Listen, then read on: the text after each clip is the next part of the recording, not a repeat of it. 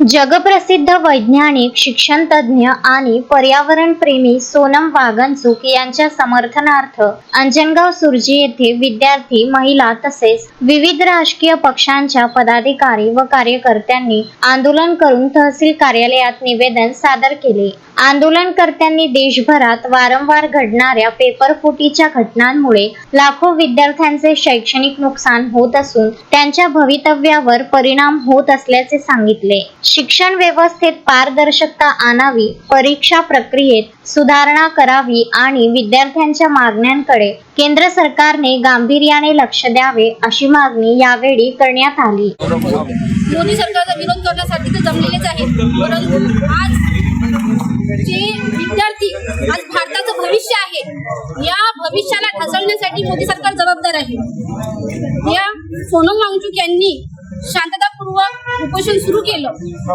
आणि त्या उपोषणाला त्यांनी काही प्रतिसाद न देता विरोध दर्शवला। संसदवर आज जो लॉंग मार्च होणार होता तो ढासळण्याकरता त्यांनी वांगचुकला उचलून नेलं आणि त्यामुळे आज भारत देश पूर्ण पेटून उठला आहे। यासाठी पूर्ण मोदी सरकार हेच याला कारणीभूत ठरलेलं आहे। सरकार आहे हे देशात बसलेलं की विद्यार्थ्यांना न्याय मागत आहे। परिस्थिती एवढी गंभीर आहे की गेल्या 20 दिवसापासून सोनम वांगचुक हे एक शास्त्रज्ञ त्या विद्यार्थ्यांना न्याय देण्याकरता उपोषणाला बसलेले आहेत। त्यांचं उपोषण करत असताना त्यांना चर्चा न करता, त्यांच्यासोबत कोणत्याही प्रकारची चर्चा न करता त्यांना एक दडपशाही मार्गाने उचलून घेऊन जाणे आणि दवाखान्यात ऍडमिट करणे त्यापर्यंत हे सरकार उतरलेलं आहे। आज रोजी त्यांचा लॉंग मार्च होता। लॉंग मार्च मध्ये जाऊ देण्याकरता प्रत्येक रेल्वे स्टेशन बंद करून ठेवले की जेणेकरून त्यामध्ये विद्यार्थी सहभागी झाले नाही पाहिजे। इकडून तिकडून विद्यार्थी सहभागी झाले तर त्यांच्यावर आता आम्ही लाईव्ह बघत आहोत की लाठीचार्ज चालू आहे।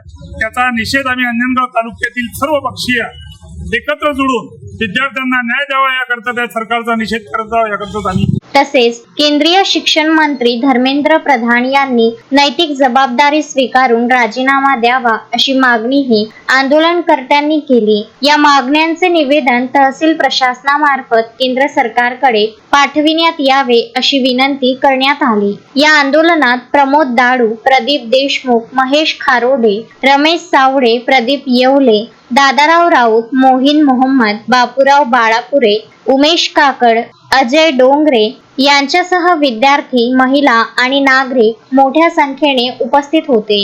भाजप सरकारने, मोदी सरकारने लोकशाहीचा अंत केलेला आहे आणि हे लोकशाही वाचवण्यासाठी जागतिक वैज्ञानिक सोनम वांगचुक आपल्याला माहित आहे 20 दिवसापासून आमरण उपोषणाला बसले, परंतु या सरकारने लोकशाही प्रजासत्ताक संपवून त्यांना अटक केली, त्यांना हॉस्पिटलमध्ये स्वतः भरती केलं आणि आज हा युवकांचा देश आहे आणि युवकांवरच दिल्लीत पूर्ण लाठीचार्ज करत आहे।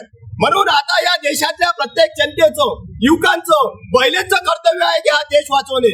रस्त्यावर उतरून जोपर्यंत या भाजप सरकारला सत्तेवरून खेचणार नाही तोपर्यंत हा देश वाचणार नाही आणि हा देश वाचवणं प्रत्येकाचं कर्तव्य आहे। म्हणून आम्ही आज या सरकारचा निषेध करण्यासाठी सर्व पक्षीय, सर्व धर्मीय, सर्व हे जनता, जागरूक जनता इथं आलेलो आहोत। भारत माता की जय, भारत माता की जय, इन्कलाब जिंदाबाद, इन्कलाब जिंदाबाद, इन्कलाब जिंदाबाद। एक शास्त्रज्ञ देशाच्या भ्रष्टाचारी व्यवस्थेविरुद्ध आमरण उपोषणाला दिल्ली येथे जंतर मंतर लोकशाही मार्गाने बसले असताना त्यांना जबरदस्तीनं या हुकुमशाही सरकारने दवाखान्यात ऍडमिट केलं। ऍडमिटच नाही केलं तर आज शांततेच्या मार्गाने लॉंग मार्च विद्यार्थ्यांचा जनजीचा दिल्ली मध्ये होणार होता, परंतु तिथं सुद्धा आताची बातमी ब्रेकिंग न्यूज आहे की तिथं जे बाहेरून प्रत्येक देशातून प्रांतातून जे मुलं आले, पंजाब, महाराष्ट्र, हरियाणा, या मुलांना येऊ दिलं नाही आणि तिथं लाठीचार्ज करण्यात आला। या लाठीचार्जच्या निषेधासाठी आणि तसंच या लोकशाहीला सुदृढ आणि वाचवण्यासाठी। रवींद्र वानखडे, विदर्भ न्यूज, अंजनगाव सुर्जी।